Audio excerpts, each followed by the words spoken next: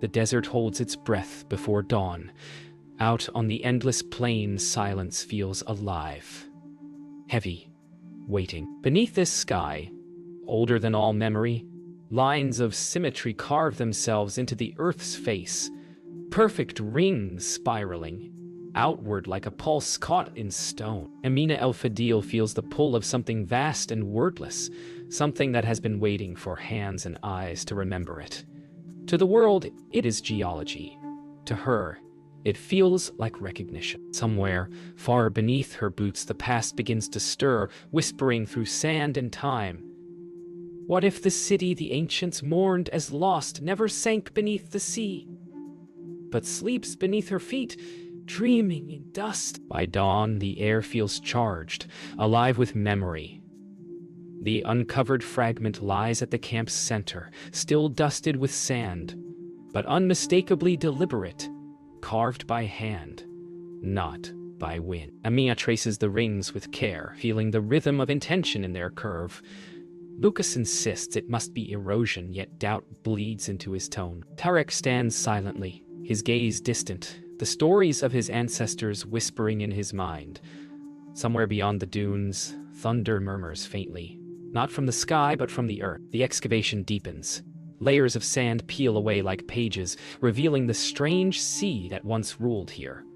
Fossilized shells, coral, fragments of marine life cling to stone where only dunes should exist. Lucas works in silence, the certainty in his science slipping grain by grain. Amina watches him, then looks toward the horizon where heat and sky blur together. The desert doesn't lie, she thinks. It only waits for someone to listen. Night brings no calm. The wind murmurs like distant voices, pulling at the tents and stirring the embers. Amina wakes to find the carved stone faintly aglow, the markings alive with dusted light. Lucas turns restlessly in sleep, whispering ancient names. Tarek sits awake, rifle across his knees, eyes scanning the dunes. The sound of shifting sand rises, like waves, retreating and returning, as if something beneath remembers the sea. At dawn, silence settles heavy over the desert. Amina climbs the ridge alone, her footsteps whispering against the cold sand. Below her, the eye stretches in perfect order, circles of creation etched into the bones of the world. She closes her eyes, hearing the ancient flood in her mind, and realizes that Atlantis was never a myth of water, but of memory. Behind her, Lucas begins to calibrate the radar, and Tarek kneels in quiet prayer. The rising sun spills molten gold over everything, the color of revelation. The excavation begins in earnest. Under the punishing light of noon, drills hum and sand flies in spiraling gusts. Beneath meters of ochre soil, stone resists, carved, deliberate, ancient. The deeper they go, the stronger the geometry becomes. Circles within circles. Grooves aligned perfectly to celestial coordinates. Lucas mutters about tectonic folding, yet his voice falters with every measurement. Amina knows it now. This is no accident of erosion. The earth remembers a city drowned not by water, but by time. By late afternoon, the wind slows, and a shadow takes shape beneath the trench. Not rock, architecture.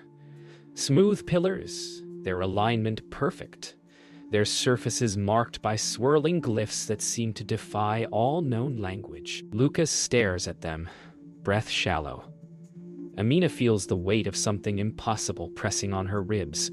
For a heartbeat, she imagines the dunes as waves again, these pillars as towers rising from a long-forgotten shore. Science has always been about evidence, but this feels like memory speaking. Night descends heavy and slow. The excavation lights hum softly, their glow turning the sand into gold. Amina sits before the artifact they unearthed, a fragment of obsidian etched with strange spiraling patterns that pulse faintly beneath the lamp's glow. Lucas records notes in near silence, occasionally glancing at her. Tarek tends the fire, humming a tune older than language itself. Somewhere beneath them, deep below, the ground seems to breathe.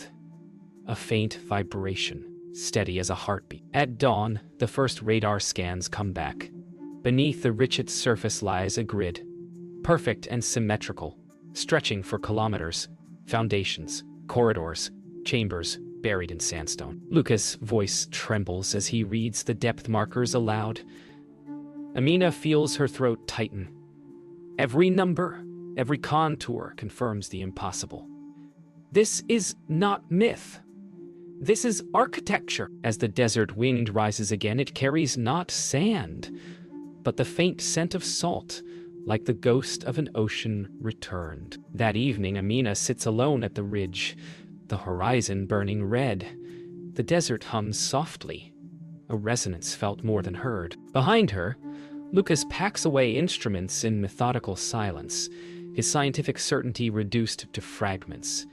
Tarek approaches, carrying tea, his eyes searching hers for words that won't come. The world has turned on its axis. Beneath them lies a story written before humanity had language. Amina whispers to herself, not as a scientist, but as a daughter of the earth. The sea never left. It only forgot its name. The ground begins to change. At first, it is a tremor, a whisper beneath their boots, but soon, the earth itself seems to breathe. Instruments flicker, compasses spin, and the air grows heavy, charged with unseen power. Lucas insists it's geothermal fluctuation, yet the pattern is too rhythmic, too alive. Amina feels it in her bones, a pulse, steady and ancient, as if the desert's heart has begun to beat again. When the wind shifts, it carries the scent of rain where none should fall.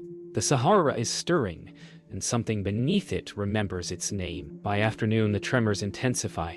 The radar screens erupt in static, then reform, now revealing a central chamber beneath the spiral's core, vast and hollow. Lucas calls for a halt, but Amina shakes her head, unable to turn away. The patterns on the scans pulse like a heartbeat, repeating every 7 minutes. She stares at the image, transfixed, knowing she is looking into the body of a myth. The wind outside rises again, its cry echoing through the tent like a chorus of distant voices singing beneath the sea. Night falls uneasy. The camp's lamps glow against the storm now gathering on the horizon, and the desert hums with unseen movement. The tremors have a rhythm, like breath or ritual. Amina feels the air change. Thicker, heavier, as if the dunes themselves exhale. Lucas tries to stay logical, to name what he sees, but his words falter in the charged silence. Then the sand shifts, not collapsing, but parting. A fissure opens near the trench, and for a heartbeat they see it. Smooth marble beneath the sand, carved and perfect as if untouched by time. The fissure widens overnight. Beneath their feet, hollow echoes resonate like drums. When Amina drops a light probe into the opening, it falls for far too long before flickering out of sight. The readouts return images of steps, columns, and enormous carved walls. Lucas cannot speak. Tarek murmurs a prayer under his breath. The desert has opened its mouth, revealing a city that once dreamed of the sky and drowned in silence. Amina whispers, half to herself, "We've woken something that remembers being worshipped." By dawn, the storm arrives. The desert roars with wind and lightning, the air electric with revelation. Amina stands at the edge of the opening as sand whirls into a spiral above it, mirroring the eye itself. Lucas shouts for her to move, but she does not.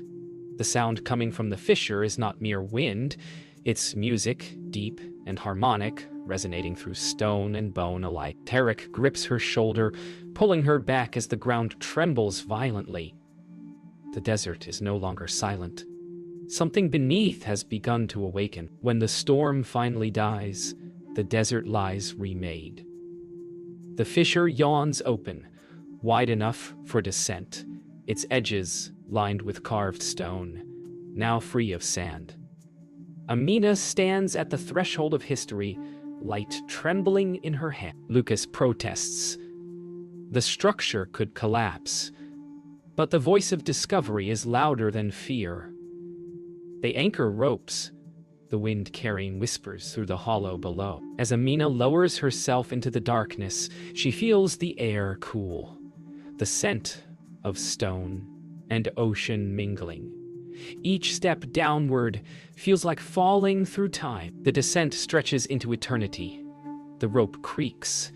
The light fades with every meter. Around Amina, the walls glisten as though once polished by water. Glyphs wind upward in curling, unfamiliar forms. Language, art, or warning. Lucas's voice echoes faintly from above, a distant tether to the surface world. Tarek's lantern flickers in and out of sight. When Amina's boots touch the chamber floor, the echo that answers is not her own. It sounds like breath, soft and immense. The chamber below is impossibly vast. A cathedral carved into stone. Light spills from cracks above, refracting across crystal veins embedded in the walls. In their faint glow, Amina sees murals depicting cities of circles, waves devouring towers, and figures with raised hands reaching toward the sky. Lucas' voice trembles as he descends, muttering scientific impossibilities under his breath. Tarek follows, his footsteps cautious and quiet. When all three stand upon the ancient floor, time itself seems to pause in deference. At the heart of the chamber they find it, a great circular door carved from obsidian, its surface rippling faintly as though alive. Around its edge, glyphs spiral inward to a single point, a perfect echo of the eye above. The moment Amina approaches, the air changes. The hum that began in the earth now reverberates through her chest. Lucas warns her to stop, but she lifts her hand regardless. The stone beneath her palm is cool, pulsing with faint light. For a single breath, the world goes utterly silent. A pulse rolls through the chamber, not sound but sensation. Dust falls from the ceiling in glittering streams, and the murals flicker with sudden life. The carvings shift, water flowing through stone, as if time has reversed. Amina stumbles back, staring as the images animate. Waves, towers, faces screaming in silence. Lucas calls for retreat. Tarek grips his shoulder, too terrified to move. For one breathless instant, the desert above and the ocean below exist together, the world remembering itself. Then the light fades, leaving only the echo of a heartbeat that isn't theirs. When the light fades, silence blooms in its place, not emptiness but a hum beneath thought. Amina kneels, her breath shallow. The air feels dense, fluid, alive. The obsidian door now glows with faint inner light, and within it, shifting shapes move like reflections underwater. Lucas steadies himself against a column, muttering that this is impossible, a hallucination brought by heat and strain. But the air is cold now, and Tarek swears he hears the ocean. The light ripples again, and through it, the shadow of a city begins to form. The chamber transforms. Light spills outward, painting the air in layers of memory. The walls dissolve into visions, marble towers rising from turquoise water, golden bridges spanning vast lagoons, and people moving through streets bathed in sunlight. Amina watches, mesmerized, as the city of legend takes form before her. Lucas, for once, is silent. Tarek's lips part in silent prayer. Then, as swiftly as it appeared, the beauty turns violet. The sea darkens, the sky splits open, and waves devour everything. The echo of screams fills the chamber, fading into the whisper of wind. The visions subside, leaving only stillness and the sound of dripping water. The chamber breathes again. Amina runs her hands across the carvings, tracing the spiral back to the center. Lucas murmurs that this is impossible. These walls are 10,000 years old, yet the pigment is fresh, alive. Amina smiles faintly. Impossibility is only what we haven't remembered yet. She steps back, staring at the door that began it all. Beneath the translucent surface, she sees a single figure. A woman, standing still within the depths, eyes open, waiting. The temperature drops sharply. Mist begins to rise from the floor and droplets form on stone. Luca steps forward, instruments clicking erratically. The humidity is impossible. The Sahara has no water, yet the mist thickens, curling around their legs, cool and heavy. Tarek whispers that the sea is returning. Amina closes her eyes, listening. Beneath the distant rumble, she hears waves, not imagined, but remembered. The city is awakening, not as ruined, but as memory seeking its voice once more. The vision reaches its crescendo. The chamber fills with light again, but this time it is not destruction they see. It is farewell. The Atlanteans stand together beneath the rising water, serene, accepting, their hands raised as if blessing the flood. Then the light fades, the hum falls silent, and the air clears. The city sleeps once more. Amina wipes a tear from her cheek, realizing what the desert had preserved was not ruin, but remembrance.